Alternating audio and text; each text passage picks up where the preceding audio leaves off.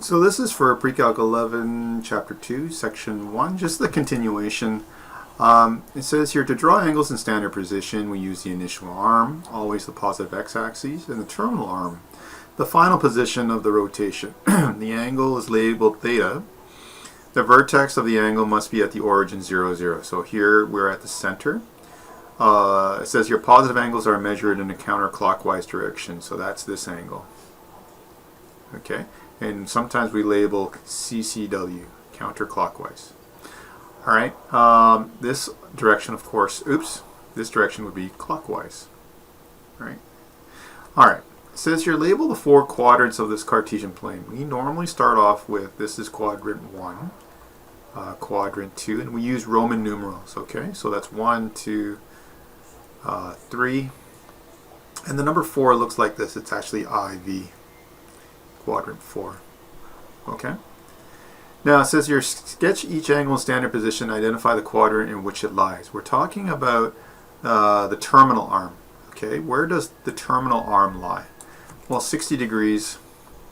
We always start off at the origin. 60 degrees looks something like this, and it lies in quadrant 1. 100 degrees, that would be, here's 90 and a little bit more. And so here is quadrant 2.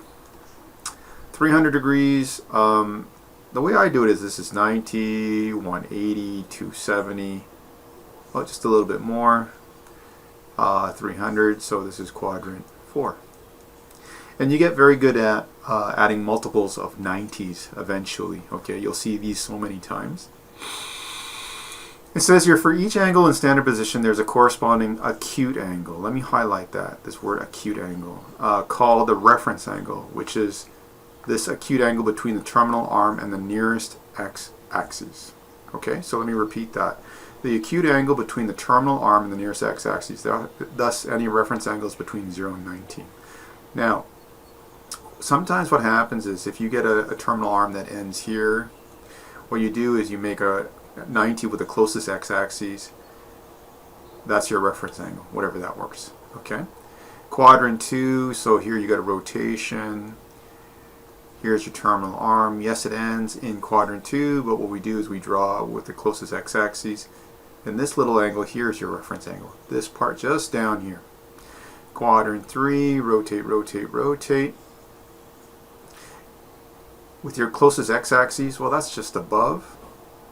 So it's this little tiny angle here. Okay, it's always less than 90. And then quadrant 4. Here's your terminal arm. You draw your right angle with closest x-axis. That's your little angle here.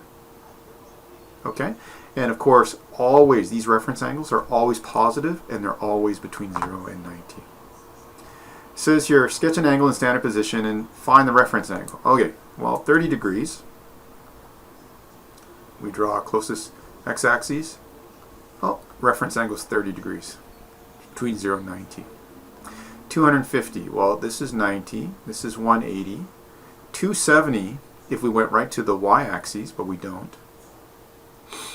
So, now, what's my reference angle? 180, I need 70 more to get to 250. So my reference angle, and normally we go theta r, okay? R stands for reference angle, is 70 degrees, and again, it's got to be positive, okay? 325 degrees is almost one complete rotation.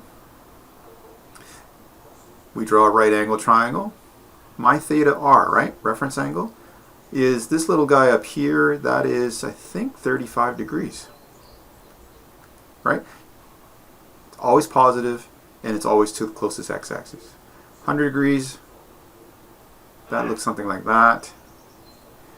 And we draw a right angle to the closest x-axis. Even though my angle is 100 degrees, my reference angle is what I go towards my closest x-axis, and I think that's 80 degrees. Okay. Says here, determine the angle in standard position of an angle 60 degrees is reflected. So here's 60 degrees. If it's reflected in the y-axis, I'll use a different color. Here's my y-axis. That means it goes this way. Now, what's the angle in standard position? That's the angle always from 0. So I know my reference angle is 60 degrees, but the actual angle, theta, well, that's actually 120 degrees, right?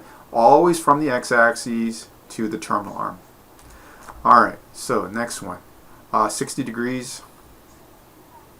This time it's reflected in the x-axis. Okay, well, here's my x-axis. It's reflected down here. Oops, it should be blue. Should be blue. So it's reflected down here. I know my reference angle is still 60 degrees, but the angle is actually all the way here to my terminal arm. So theta, not theta r, that's 300 degrees. It says it's reflected in the y-axis and then the x-axis. So my original arm is, oops, should be green. Should be 60 degrees. We reflected in the y-axis. It's this guy. And then it's reflected in the x-axis. This guy. And again, I know my reference angle is 60 degrees. So what angle is this in standard position? Well, if I stop right here, that's 180. And if I continue to the terminal arm, that's 180 plus 60. So my theta, my angle in standard position, is 240. And they all should have the little degree symbols. Okay?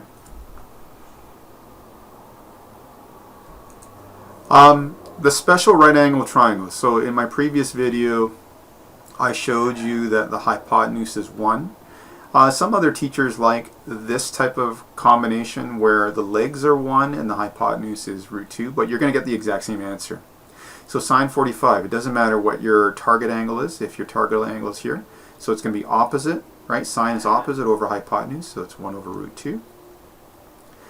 Cos 45, if this is your target angle, it's adjacent over hypotenuse, so it's 1 over root 2. And tangent 45, well, that's 1 over 1, which just simplifies down to 1, which is exactly the same values that we got in the previous video. Okay. 30, 60, 90, again, in my previous video, the hypotenuse is 1. Some teachers like to use hypotenuse as 2. All we do is we just basically double everything. Okay, so sine 30, so that means your target angle must be at the 30. That's opposite over a hypotenuse, so that's opposite, that's 1. Hypotenuse, 1 over 2, which is the exact same value I had before. Cos 30, that's adjacent. My adjacent is root 3 over my hypotenuse is 2. And tangent 30 is opposite over adjacent, that's 1 over root 3. And again, it's the exact same values that we had in the previous video. Sine 60.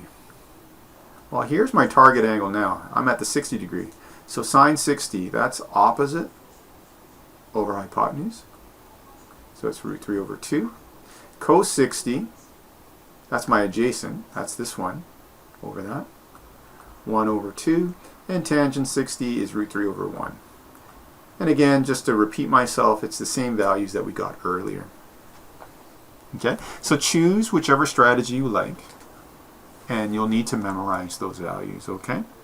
So it says here, suppose you have an angle in standard position. Sorry, suppose you have a standard angle 60 degrees with an initial arm of 6.75 meters. Now, the arms aren't 1 unit long.